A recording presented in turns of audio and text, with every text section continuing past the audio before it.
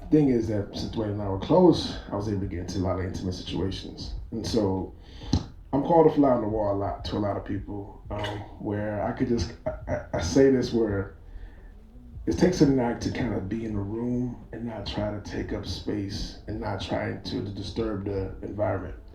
And I mastered that. And that's kind of one of those things for throughout the years that we just grew and grew. So even if I'm there, Dwyane knows I'm there, but he doesn't think about it. So he's his natural self, and we just told stories, a lot of stories. Well, that's the most amazing thing, because when you make a film, right, it's a finite thing. And obviously you guys have created hundreds, if not thousands, if not terabytes of, you filmed so much with this man. Do you remember the first time you met him and what you guys talked about or the situation? So the first thing I ever had to shoot was, it was Jalinda's birthday at prom on 12. Lisa asked me to bring it. Like Lisa does. She was like, bring your camera. And I'm like, all right, what do you want me to shoot? Just bring it. And I'm like, okay. So I ended up just shooting the birthday, but I didn't even shoot the party. It was just kind of like shooting moments. And that's one of the things I like to do is just capture moments, like whatever the moments are, because one of the things about just telling us, like just seeing the story is letting you know, like finding out right anticipation.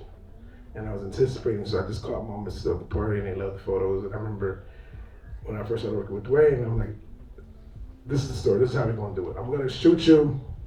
Don't worry about it. I'm going to shoot you. We're just going to go through this whole process and we're just going to just figure it out. I'm like, well, what's the point? Well, we'll figure it out, right? And that's kind of how it happened. It just, and then with the moment that kind of sticks out to me, where we kind of told us like we were going here. It's funny because as we were shooting, we never thought about doing the film. The process of shooting archival footage wasn't about let's shoot a story. Right. It wasn't a means to an end. Exactly. Right. And so I think when we started to kind of see the picture, Dwyane saw Kobe's doc. And he said, I think with all the footage that we have, we should probably try to start looking at something like this.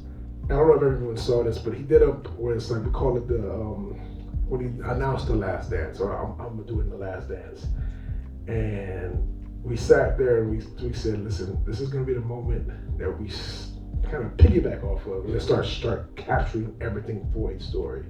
And that moment was, I think, the most critical one because it was me and Dwyane trying to figure something out. He had his ideas, I had my ideas. I locked him into a studio by himself because he wanted to do this moment by himself.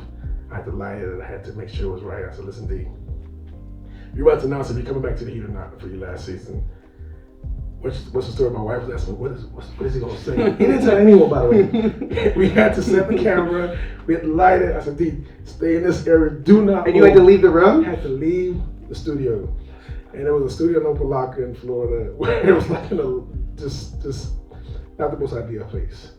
And we left the room and he came out and I said, what is it? He said, you gotta watch it. And so I had to run out to my editor. I said, but listen, we gotta play this. And he's like, what do you think is the story? I'm like, I don't know. I gotta watch it. And so because of that moment, it just, that's where we are right now. With this story, I love everything that I shoot. It all looks good to me.